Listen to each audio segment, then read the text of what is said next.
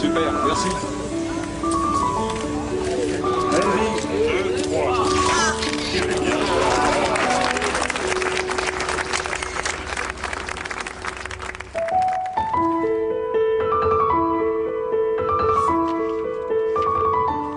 Chère Simone de Beauvoir, je lis Le Deuxième Sexe, crayon en main, que de phrases largement soulignées, comme si à ma place vous aviez traduit ma pensée.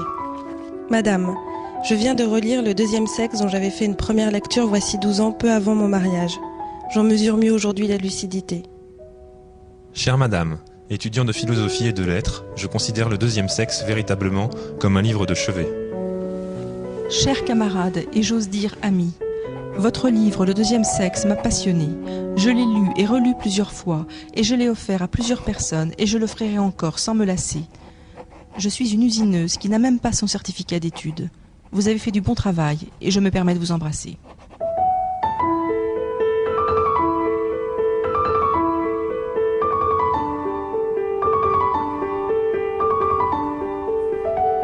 Moi, j'ai grandi comme beaucoup de ma génération dans l'illusion qu'il y avait une égalité entre les hommes et les femmes. Et quand j'avais 20 ans, je faisais plutôt partie de celles qui disaient « je suis pas féministe, je suis féminine ». Et puis, la vie m'a rattrapée et je suis, un beau jour, j'ai été face donc au sexisme dans sa version très violente. Et j'ai commencé à lire, notamment Le Deuxième Sexe. Et ça a été pour moi un choc. Le Deuxième Sexe est un livre historique, un livre majeur, parce que il est le premier à avoir envisagé réellement cette part qui était totalement inexplorée de l'humanité, qui était le continent féminin. Moi, je crois qu'il faut s'adosser au deuxième sexe. Il faut s'adosser au deuxième sexe, et peut-être qu'on le résume tout le temps, cette fameuse phrase « on ne naît pas femme, on le devient ». Eh bien, pour une fois, c'est une simplification qui est utile. Elle est bonne, cette simplification-là. Il faut s'en servir. C'est un slogan. C'est un formidable outil de libération des femmes. Il faut absolument le relire, mais pas que des femmes, aussi des hommes. C'est un livre qui s'adresse aussi aux hommes.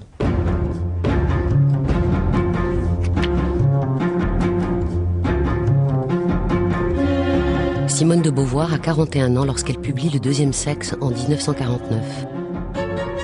Aussitôt paru, l'ouvrage déclenche de très violentes polémiques. Nous avons littérairement atteint les limites de l'abject, prévient François Mauriac en première page du Figaro. Il y a eu des articles extrêmement désagréables en disant que j'étais humiliée d'être une femme et qu'alors je voulais ridiculiser les hommes. Et les gens me regardaient souvent dans les restaurants en ricanant et en se poussant plus ou moins du coude. Une femme qui ose parler de choses comme les menstruations, comme la prostitution, l'avortement, c'est quelque chose qui apparaît absolument abject. Il ne faut pas oublier le contexte. Donc c'est un immense courage de la part de Beauvoir d'avoir publié ce texte et qui effectivement a été une sorte de séisme dans le paysage intellectuel français. Ce que ça m'a révélé, ça a été l'animosité de certains hommes que je croyais être tout à fait proches de moi, par exemple comme Camus, qui a été absolument irrité par le livre en disant que je m'étais moqué, enfin que j'avais caricaturé le mal français. Camus, à cette époque-là, était très ami de Simone de Beauvoir et de Sartre. Les bras lui en sont tombés. Et il y a eu des réactions abjectes. Mauriac. Vraiment, mais tout ce qu'il a trouvé à dire, c'est « Ah, j'ai tout appris sur le vagin de votre patronne ». Dans les lettres françaises, les communistes ont écrit que les ouvrières de Billancourt s'en foutaient bien de tous ces problèmes que je posais, ce qui est entièrement faux, parce que les ouvrières de Billancourt sont aussi sensibles à la condition de la femme que n'importe qui.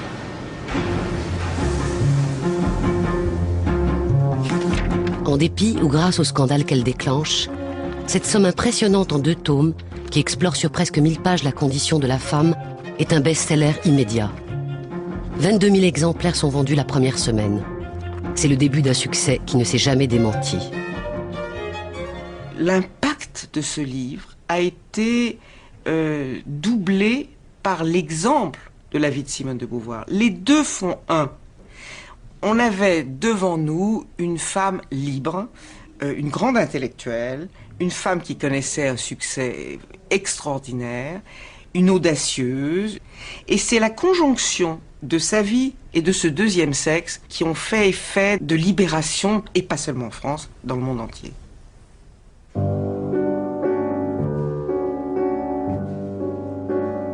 Rien ne prédisposait Simone Bertrand de Beauvoir à devenir, à travers le deuxième sexe, l'incarnation du féminisme moderne. Je suis née à 4h du matin, le 9 janvier 1908, dans une chambre aux meubles laqués de blanc qui donnait sur le boulevard Raspail. Sur les photos de famille prises l'été suivant, on voit de jeunes dames en robe longue, au chapeau empanaché de plumes d'autruche, des messieurs coiffés de canotiers et de Panama qui sourient à un bébé. Ce sont mes parents, mon grand-père, des oncles, des tantes, et c'est moi.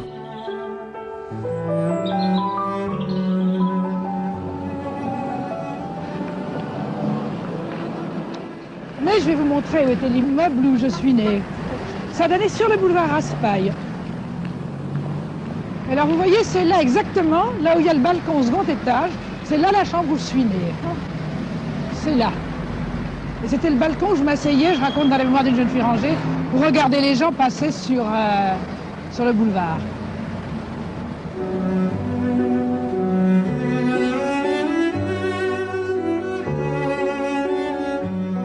Elle était le premier enfant d'un couple qui s'aimait énormément. Sa mère était très jeune, avait 22 ans, le père 30 ans. Et elle a été donc très bien accueillie, très heureuse, une petite enfance absolument parfaite.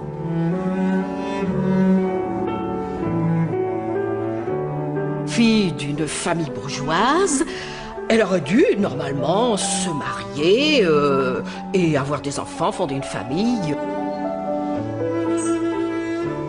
Comme son père avait du goût pour la culture, il aimait le théâtre. Il a tout de suite voulu que sa fille fasse des études. Mais attention, la culture pour une femme, ça sert à briller dans les salons. Il ne s'agit pas de faire de la connaissance une fin et d'être horreur une intellectuelle. Les études qu'elle fait, c'est les études que ses parents ont voulu lui faire faire, parce que c'est une jeune fille, elle n'a pas été au lycée, elle est allée dans un établissement privé, catholique. Voilà, c'est cette porte-là. C'est ici. Alors c'était toutes ces vieilles pièces comme ça, c'était c'était toute la façade. Jusqu'au baccalauréat, Simone de Beauvoir suivra sa scolarité au cours Désir, une institution catholique fréquentée par les filles de la bonne bourgeoisie du 6e arrondissement. Après avoir connu l'aisance financière, la famille affronte une situation délicate. Comme de nombreux Français, Georges de Beauvoir a placé une grosse partie de ses économies dans ces fameux emprunts russes que refuse de reconnaître le nouveau gouvernement bolchevique.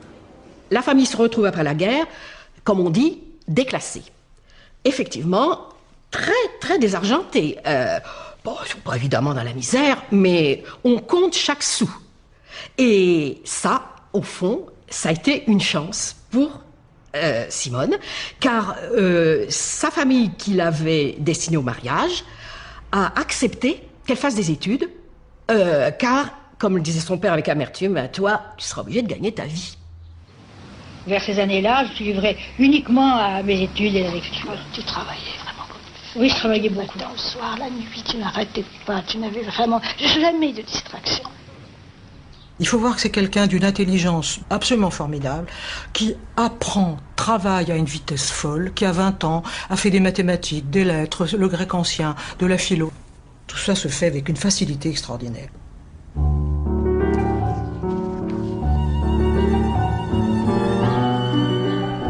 À 20 ans, alors qu'elle prépare l'agrégation de philosophie à la Sorbonne, Simone de Beauvoir fait la rencontre, celle dont elle dira qu'elle fut la plus importante de sa vie.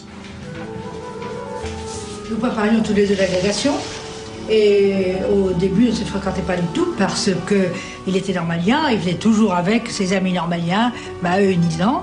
Et il s'est trouvé que son ami Maheu venait travailler à la Bibliothèque nationale.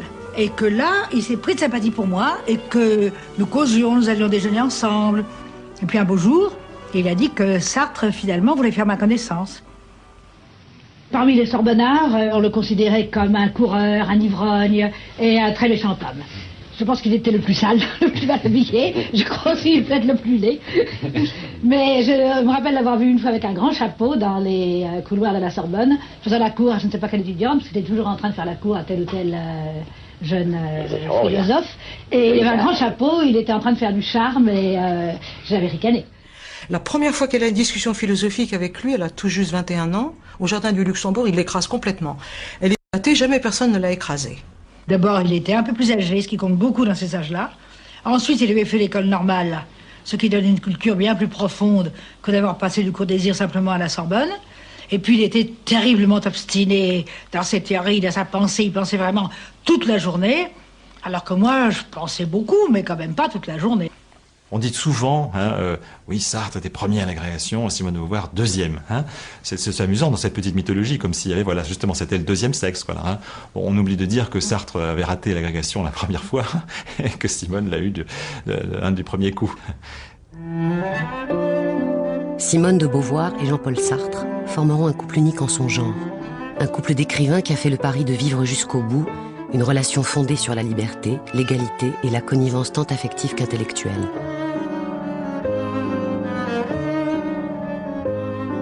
Ils ont partagé leurs pensées sans écrire la même œuvre. Ils ont partagé leur vie sans vivre ensemble. Ils en ont aimé d'autres en ne cessant jamais de s'aimer. Je crois que pour les comprendre, il faut s'efforcer de ne pas les comparer d'abord. Parce que comparer, au fond, souvent, c'est rabaisser, parce que c'est manquer l'originalité de leur relation. Ils se sont reconnus l'un dans l'autre. Ils avaient le même projet. Et ce qui a soudé leur couple, c'est ce qu'elle appelle les signes jumeaux sur nos fronts. C'est la volonté absolument farouche, aussi bien chez l'une que chez l'autre, d'écrire, d'être un écrivain. Ce qui est assez extraordinaire, c'est le dialogue qui donc s'est poursuivi depuis la première rencontre jusqu'à la fin de leur vie. Ils débattent vraiment comme des chiens, ils s'accrochent. Jamais il n'écrira une ligne sans la lui faire lire, jamais il n'écrit une ligne sans la lui faire lire à lui. Pour moi, en tout cas, c'est d'abord un couple philosophique. C'est-à-dire un couple qui a découvert l'égalité des sexes. Sartre le dit, il dit que voilà, avec Simone de Beauvoir, grâce à Simone de Beauvoir, il comprend l'égalité. C'est pas une évidence, surtout à l'époque.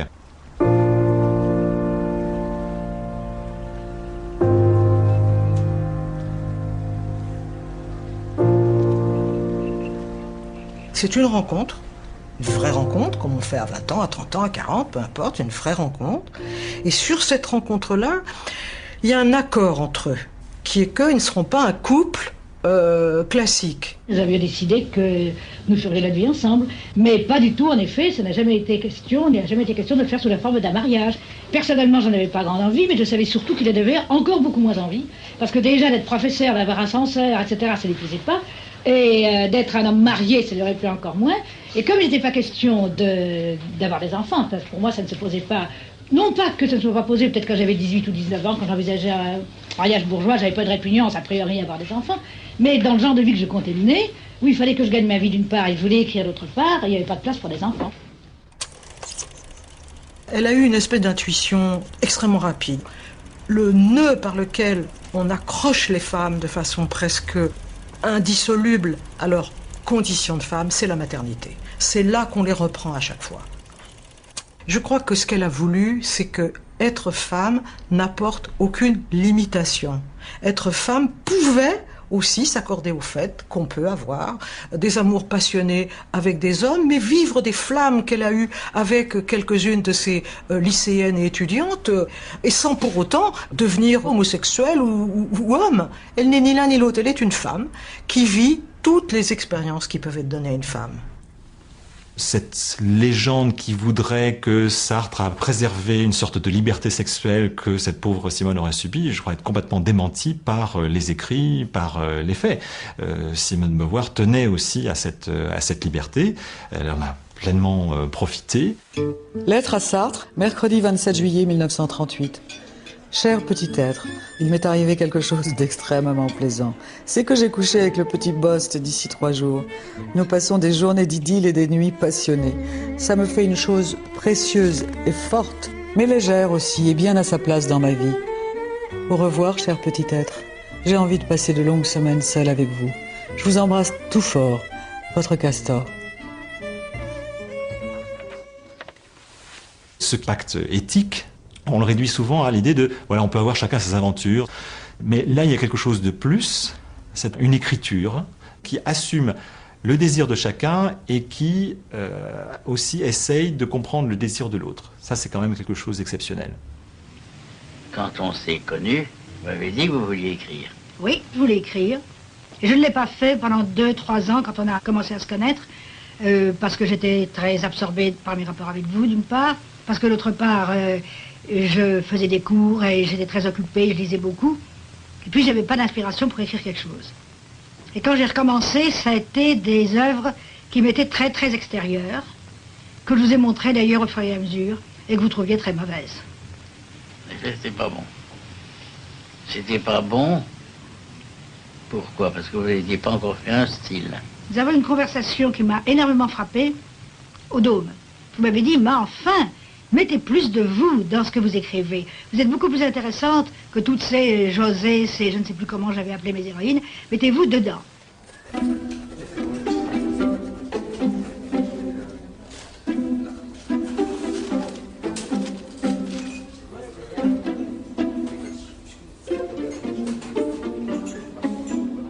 Elle cherche de quoi écrire. Elle est tellement énervée par cette idée-là que ça lui frétille au bout des doigts, qu'elle rencontre Giacometti qui lui dit « Oh, vous avez l'air farouche ». Forcément, elle est obsédée par un truc, elle voudrait se remettre à un livre.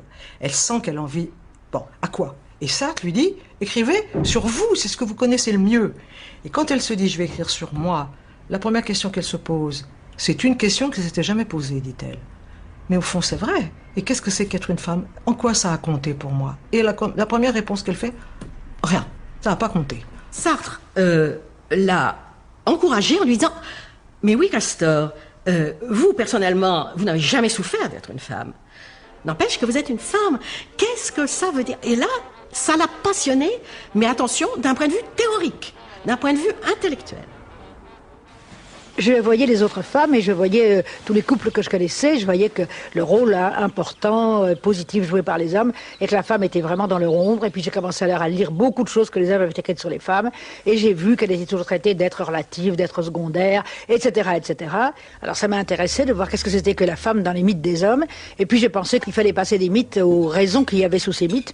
Et étudier alors c'est pour ça que l'ouvrage a pris de l'ampleur, la physiologie de la femme et puis son histoire et puis de là je suis passée alors ensuite à des situations concrètes. Non mais ce qui est curieux simplement c'est que vous avez commencé comme une femme non féministe et puis vous êtes devenue en écrivant le livre. C'est la meilleure manière. C'est parce qu'elle a écrit Le Deuxième Sexe qu'en un sens elle a découvert ce qu'était être une femme. Et ça, elle ne l'oubliera jamais. Ça a fait d'elle une militante dès qu'elle en a eu l'occasion historique. En janvier 1947, Simone de Beauvoir s'embarque pour une tournée de conférences aux États-Unis.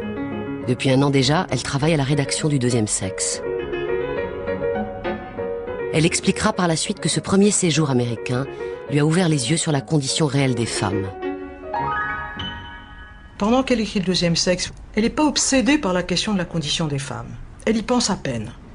Petit à petit, elle découvre que partout, sans exception, les femmes sont considérées comme l'autre, avec un grand A, et sont considérées comme inégales, voire comme inférieures.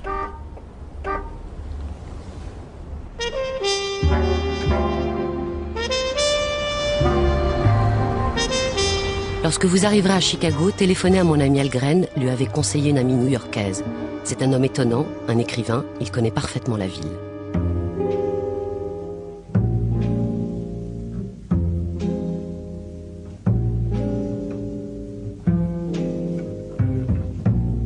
C'est presque par hasard que débute la plus improbable des rencontres entre le romancier américain Nelson Algren et la philosophe française à la recherche d'un guide dans la ville. Je me demandais pourquoi je me sentais si confortable près de lui.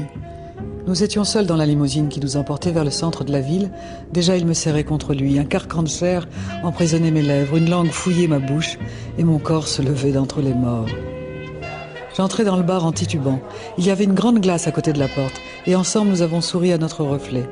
Ma tête arrivait juste à la hauteur de son épaule. Nous avions l'air heureux et jeunes, et je dis gaiement, quel beau couple.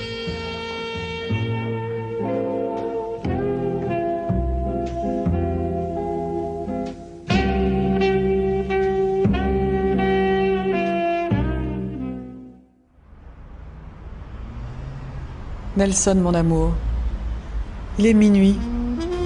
Que faites-vous en ce moment? Vous me manquez, vous savez. Vos lèvres me manquent, vos mains, tout votre corps chaud et fort, votre visage et vos sourires, votre voix. Vous me manquez durement. C'est bien parce que ça me fait sentir avec force que vous n'êtes pas un rêve. Vous existez, vous êtes vivant, et je vous reverrai.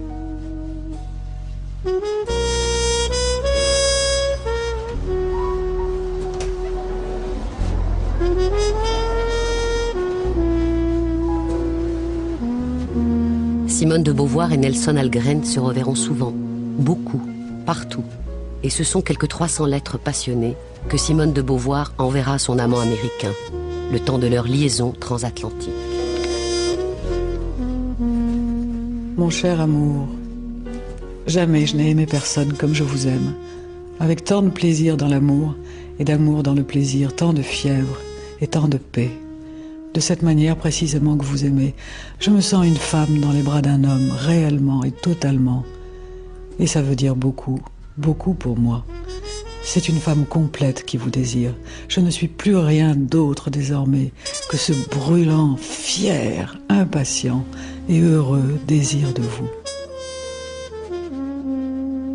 Quand on lit les lettres de Simone de Beauvoir à Nelson Algren, c'est assez surprenant et c'est intéressant parce que ça casse un peu l'image traditionnelle d'une Simone de Beauvoir extrêmement glacée avec son turban, vraiment cette phrase un peu hautaine, ce phrasé hautain.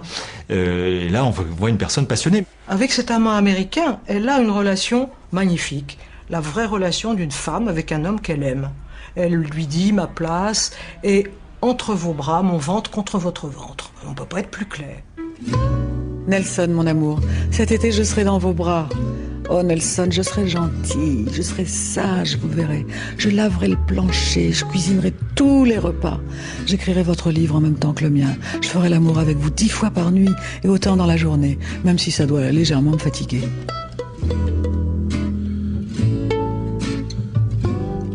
Quand on a découvert certaines lettres de Beauvoir, certaines féministes, mais qui ont eu une grande influence, on dit, vous voyez, finalement, Simone de Beauvoir, elle nous a raconté des histoires, c'était une midinette quand elle était amoureuse, ses actes ne sont pas conformes à ses propos et à ses principes, et ça a été un facteur très, très dur pour la juger. Elle s'amuse à dire je ferai la vaisselle, je serai sage. Elle avait beaucoup d'humour. Et peut-être que c'est lié aussi au fait qu'elle écrit le deuxième sexe et que justement elle écrit un chapitre extraordinaire sur le ménage pour les femmes. Et donc quand elle s'amuse à dire à Algren qu'elle fait la vaisselle, c'est un jeu et puis point final. En revanche, quand elle lui dit qu'elle lui fera l'amour 6 fois par ça... Bien sûr, elle est très très ambivalente sur certaines choses, et en particulier sur le fait qu'elle ne s'est pas du tout comportée comme cette femme idéale qui semble ressortir du deuxième sexe, et qui serait une femme qui se voudrait l'égale de l'homme, le concurrençant philosophiquement, intellectuellement. Oui, et alors? Ça n'infirme pas ce qu'elle écrit dans le deuxième sexe. Nelson, mon amour, les femmes sont folles. Je vais le démontrer dans mon livre. Quand il sera achevé, mon chéri, les hommes sauront tout sur les femmes et risquent de ne plus s'intéresser à elles, ce qui révolutionnerait le monde.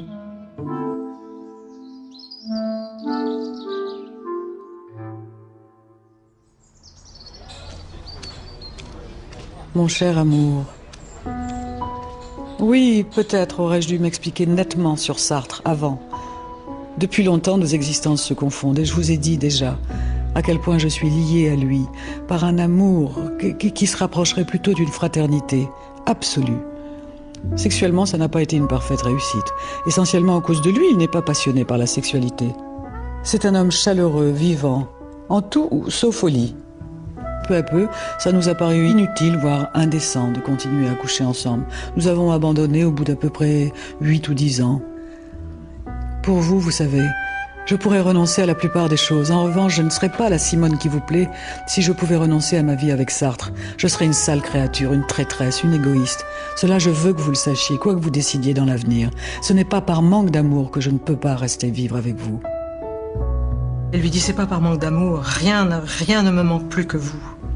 Et ça, c'est vraiment cornélien, cette affaire-là. Vraiment, il y a un amour très profond, mais qu'elle vit à sa façon, c'est-à-dire comme quelque chose qui vous engage pleinement, mais qui ne fait pas oublier le reste.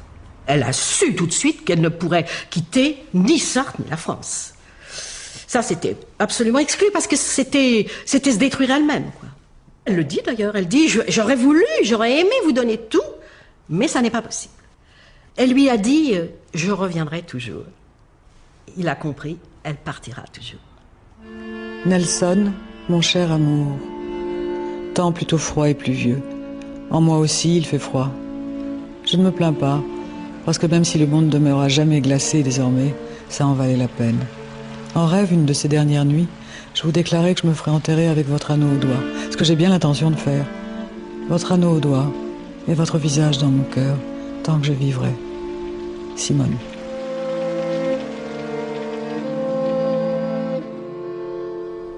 Quand moi, on me dit, écoutez, franchement, votre Simone de Beauvoir comme femme libre, vous repasserez, je dis oui, mais c'est vrai que nous sommes un nœud de contradiction, mais c'est vrai qu'elle a peut-être aimé comme une midinette, et pourquoi pas, et c'est interdit.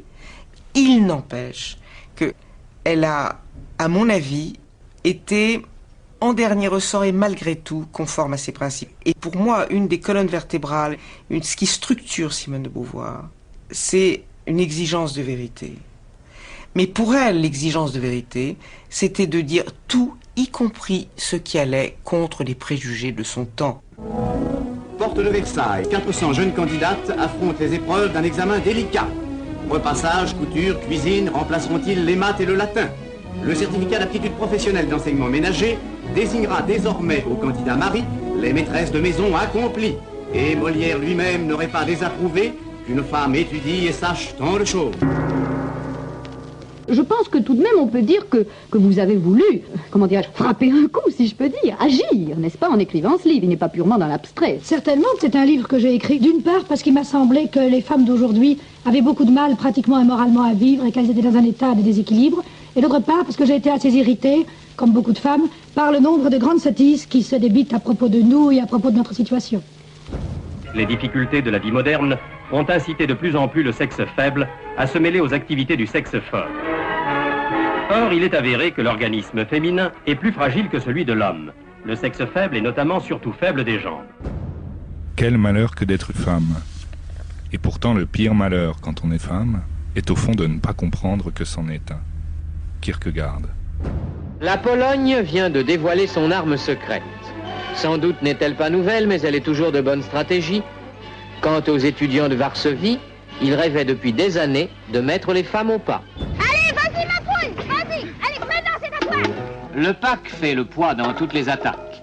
Souplesse et enroulement sont de belle qualité et les renversements de jeu n'ont plus aucun secret pour elle. L'emprise du rugby sur ces filles est telle qu'on a presque envie de crier « Allez France !» Il y a un principe bon qui a créé l'ordre, la lumière et l'homme, et un principe mauvais qui a créé le chaos, les ténèbres et la femme. Pythagore. Je pense que c'est une copine de classe qui m'a parlé de Simone de Beauvoir. J'ai acheté le livre et j'ai lu ce livre-là. Et j'étais dans un bonheur total.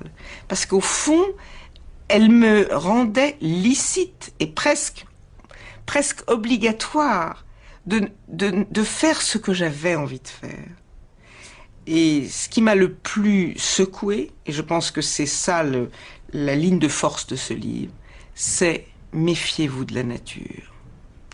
On vous a toujours enfermé dans un discours naturaliste. C'est pas parce que vous avez un utérus que vous devez être mère. C'est un choix que vous devez faire. C'était pour moi un permis de vivre. On ne naît pas femme, on le devient. Aucun destin biologique, psychique, économique ne définit la figure que revêt au sein de la société la femelle humaine. C'est l'ensemble de la civilisation qui élabore ce produit intermédiaire entre le mâle et le castrat qu'on qualifie de féminin. Il y a des conditions biologiques, sexuelles, qui différencient l'homme de la femme. Personne ne va dire le contraire. Mais ce que toute la société a bâti, sociologiquement, moralement, professionnellement, sur cette base, c'est quelque chose qui n'a presque pas de rapport, on peut même dire au fond pas de rapport avec la différence physiologique. Et c'est pour ça que je voulais dire, être femme, c'est pas simplement être sexuée d'une certaine façon, c'est être classée d'une certaine manière dans la société. Pour ce faire, la société fabrique. À partir de la toute petite fille, elle fabrique des femmes. Les jouets ne sont pas les mêmes, les lectures ne sont pas les mêmes, et plus tard, hélas, la formation professionnelle n'est pas la même, et on fabrique la femme de manière à ce qu'elle soit dévouée, servante de l'homme, servante de ses enfants. On la fabrique pour la maternité, pour le ménage, pour la vie d'intérieur, etc.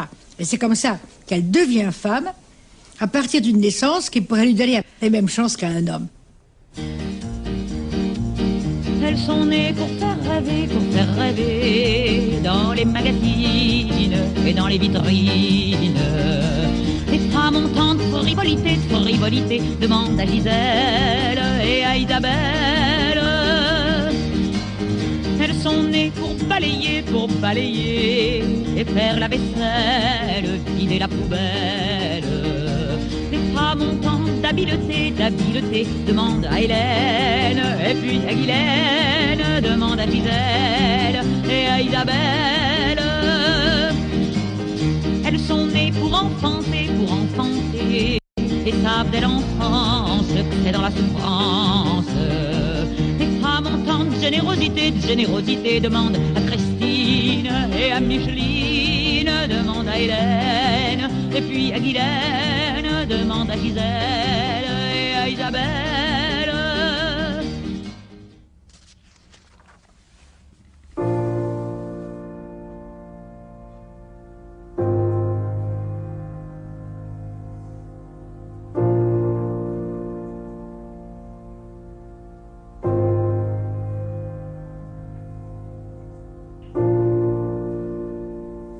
J'ai reçu des quantités de témoignages de femmes de province ou même de l'étranger qui m'ont écrit comme elles se sentaient moins isolées à cause du deuxième sexe.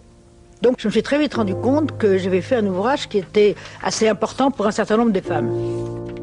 Chère Simone de Beauvoir, grâce à vous, j'arrive à 57 ans à cesser de me définir par rapport aux autres. Quel long et dur chemin. Cependant, ma chance est grande de vous avoir rencontrée.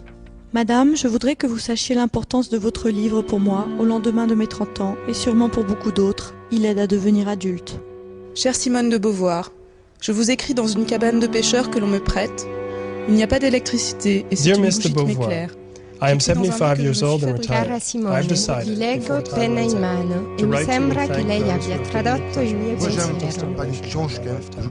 You certainly are one of these Liebe people. Simone, bitte betrachten Sie diese wenigen Worte Permettez-moi als de die vous dire à cette Danksagung occasion einer combien Ihrer j'ai toujours größten admiré à la fois Bewunderer. votre œuvre littéraire et votre contribution courageuse à la cause des femmes. Mit freundlichen Grüßen. C'est un long seller, comme on dit en anglais. Hein. C'est-à-dire, c'est un livre qui se vend année après année. Chez nous, bien sûr, il se vend année après année, sans vraiment lever le petit doigt, mais à l'étranger aussi. Ça a été publié dans tous les pays, alors bien, mal, à partir d'une mauvaise traduction anglaise, peu importe. Je l'ai ici en hindi. Regardez, c'est génial de le voir en hindi. Il y en a beaucoup d'autres. Je peux vous énumérer les langues. J'ai la liste ici. Je l'ai même par ordre alphabétique. Vous allez voir, c'est assez impressionnant. Albanais, allemand, anglais donc. Bengali, bulgare, catalan, chinois de Chine et chinois de Taïwan. Coréen, danois, espagnol, estonien, finnois, galicien, grec, hébreu, hindi, hongrois. Italien, japonais, lituanien, marathi, il y a un projet, il ne s'est pas encore paru, mais il y a un projet en marathi, néerlandais, norvégien, polonais, portugais du Portugal, portugais du Brésil, roumain, russe, serbo-croate, slovaque, suédois, tamoul, tchèque, ukrainien et vietnamien. Vous avez vu ça? De A à V. C'est super, hein?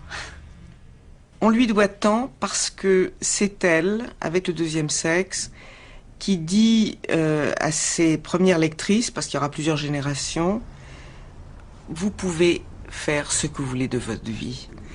Vous n'êtes pas déterminé par votre corps, par votre biologie.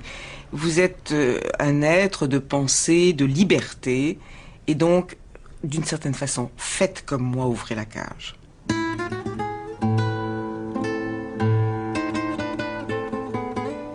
Elle était tout sauf conformiste. C'était une femme libre.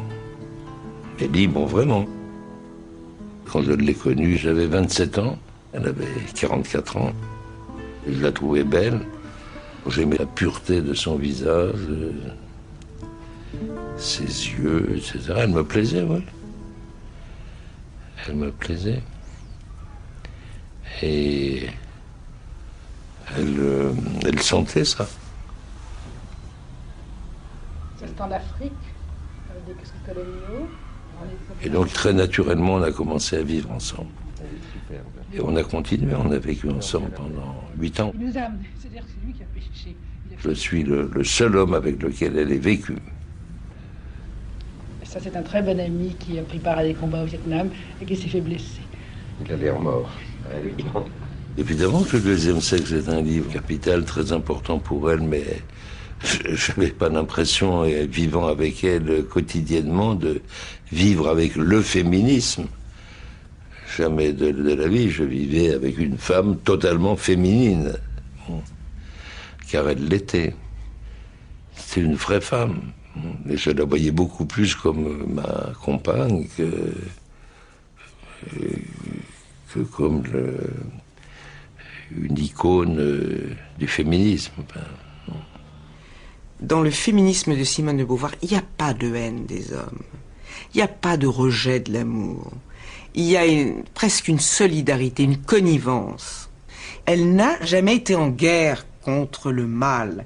Elle a été en guerre contre une société d'hommes avec leurs préjugés à une époque donnée.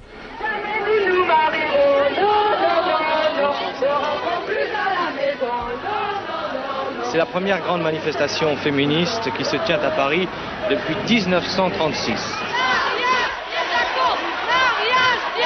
Environ 2000 femmes défilent de la République à la Nation à l'appel du MLF, le mouvement de libération de la femme. Et pour ces descendantes des suffragettes, elles le revendiquent d'ailleurs, la première des libérations se situe sur le plan sexuel. Les militantes féministes de 1971 réclament en toute priorité la contraception libre et gratuite et la liberté de l'avortement. Cette marche est internationale puisque des manifestations semblables se déroulent aujourd'hui aux États-Unis, au Canada, en Italie et en Allemagne. Pour moi, le féminisme, ça veut dire avant tout réclamer l'égalité des chances et des droits pour l'homme et pour la femme. Et c'est le droit pour la femme d'être considérée comme un être humain à part entière. Alors ça, c'est toute la thèse du deuxième sexe, c'est qu'il n'y a aucune raison pour que la femme ne soit pas un être humain à part entière, exactement au même titre que l'homme. Debout, debout, debout, nous femmes esclaves, et brisons nos entraves. Debout, debout, debout, debout, nous femmes esclaves, et brisons nos entraves. Debout, debout. Alors pour les féministes américaines, vous êtes la Bible. C'est-à-dire que le deuxième sexe était un acte de féminisme en un certain sens. Ceci dit, il n'y avait pas de féminisme militant à mon époque. Et c'est pourquoi le livre a été un livre qui était plutôt un livre de théorie qu'un livre vraiment militant. Et plus tard, il a servi à des militantes. On ne naît pas femme, on le devient. Aucun destin biologique, psychique, économique ne définit la figure que revêt au sein de la société la femelle humaine. C'est l'ensemble de la civilisation qui élabore ce produit intermédiaire entre le mâle et le castrat qu'on qualifie de féminin. Ainsi, le deuxième sexe de Simone de Beauvoir commence par ces mots. Je fus naturellement interrompue dans ma lecture, j'étais encore jeune, par le verbe devenir. Tout un monde s'ouvrait à moi. Ce verbe indiquait une distinction entre le sexe et le genre.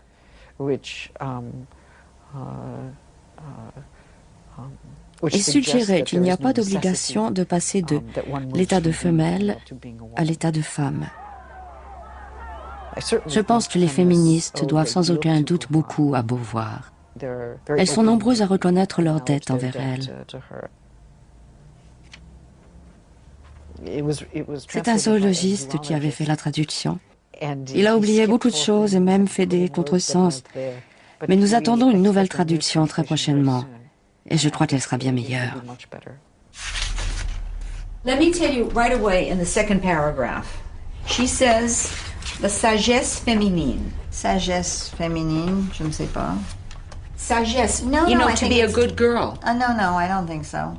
You don't think so? No, I think it might be, it's feminine. Behavior? Don't no, you think no, it's behavior? absolument pas. No? No. Wait a minute, before that, Connie. In the third line, a sexual function. Yeah, it's an. Okay, so should we take the page out? Yes, okay.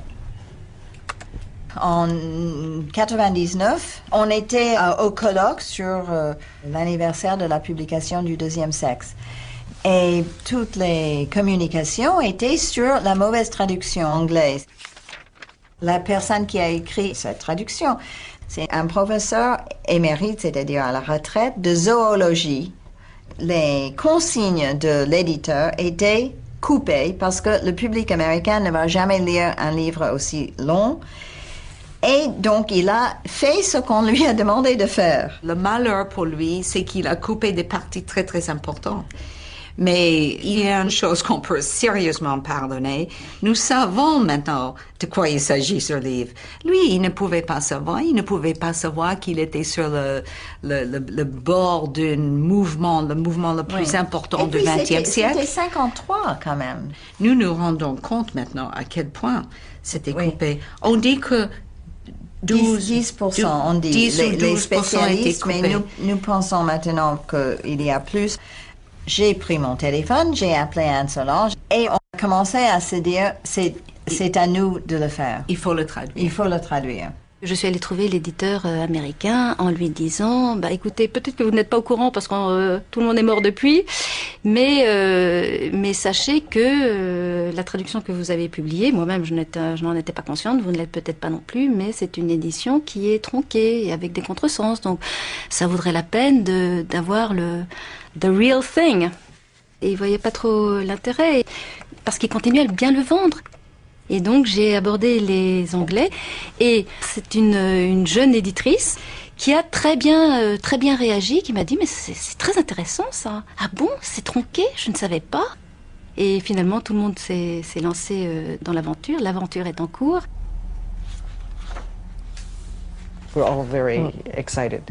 Nous sommes vraiment très impatients. Je pense qu'il y aura un regain d'intérêt pour Beauvoir grâce à cette nouvelle traduction.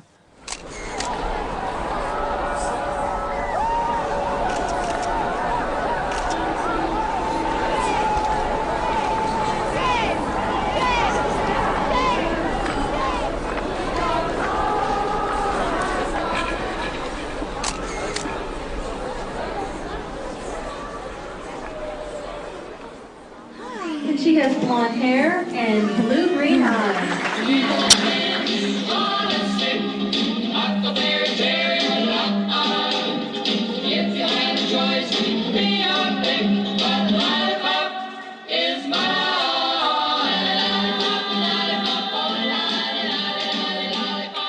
Tu ne répètes pas, c'est ta danse lollipop. Tu dois regarder les juges et maman, tu ne dois pas regarder tes copines, d'accord? Allez, souris joliment. Alors j'ai été bien? Oui, tu as été bien, je t'aime. On dit beaucoup aujourd'hui que le féminisme c'est périmé, que le féminisme c'est démodé. Moi, je n'en crois absolument rien.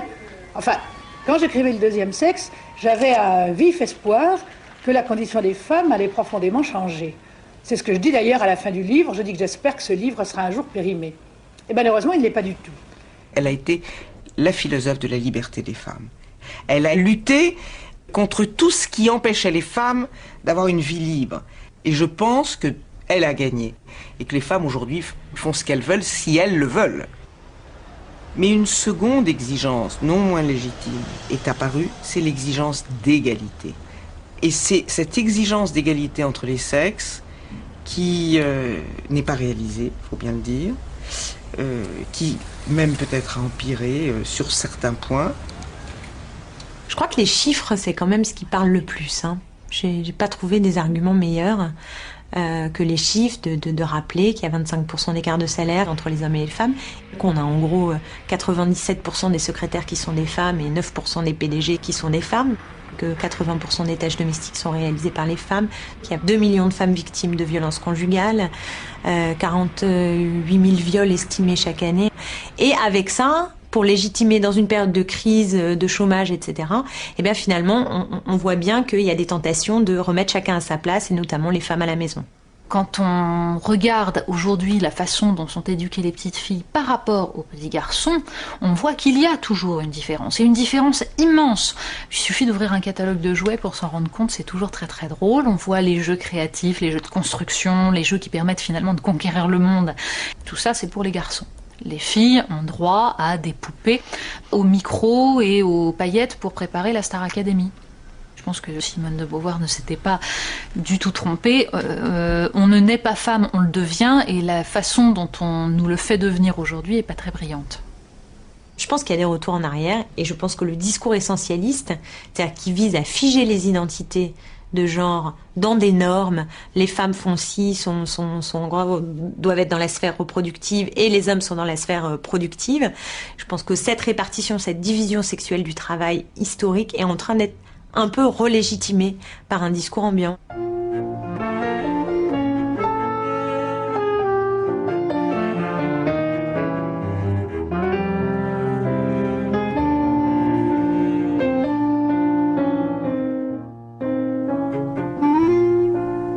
La nouvelle génération a beaucoup entendu que les femmes étaient plus pacifiques, plus douces, faites pour avoir des enfants, que c'était la nature féminine.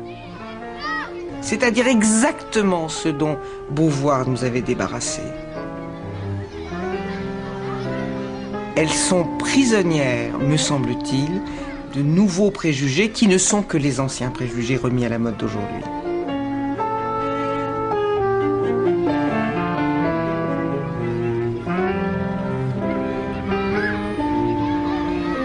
Au cours du XXe siècle, c'est évident qu'on a marqué beaucoup de points.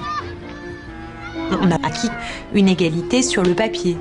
Dans la Constitution, le droit de vote, le droit d'avorter et d'utiliser une contraception, le droit de travailler sans l'autorisation de son mari, sont des acquis qui sont absolument énormes. Et pourtant, on n'arrive pas aujourd'hui à faire passer l'égalité formelle vers une égalité qui soit une égalité réelle pratiquée dans la vie. Donc c'est tout l'enjeu. Mais je pense que les résistances sont très fortes, c'est normal.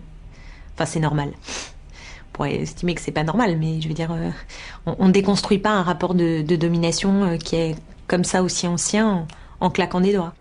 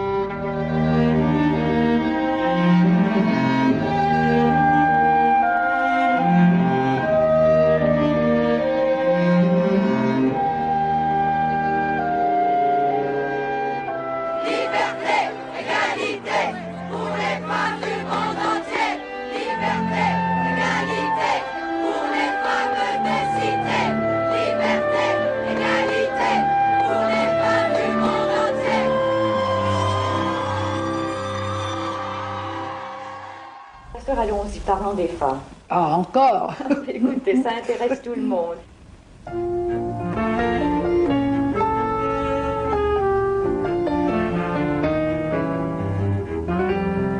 Le message de Simone de Beauvoir, c'est le premier message, c'est soyez indépendante. Moi, je ne garde pas de souvenir de Simone de Beauvoir. Elle m'habite. Elle est en moi. C'est un livre de philosophie pour tous. Hein. Ce n'est pas simplement un livre féministe. Je dirais commencer par le tome 2. Non, c'est vrai. Moi, je suis une mère de famille nombreuse. Elle n'est pas. Mais nous voyons toutes les deux exactement de quoi elle parle, Simone de Beauvoir. C'est en revenant aux réflexions de Simone de Beauvoir que l'on peut réussir à penser la place des femmes aujourd'hui. Imaginez l'édition At Last, The Second Sex as you've never read it before. On n'est pas toute seule maintenant. Ce livre est là. Voilà, on n'est pas toute seule.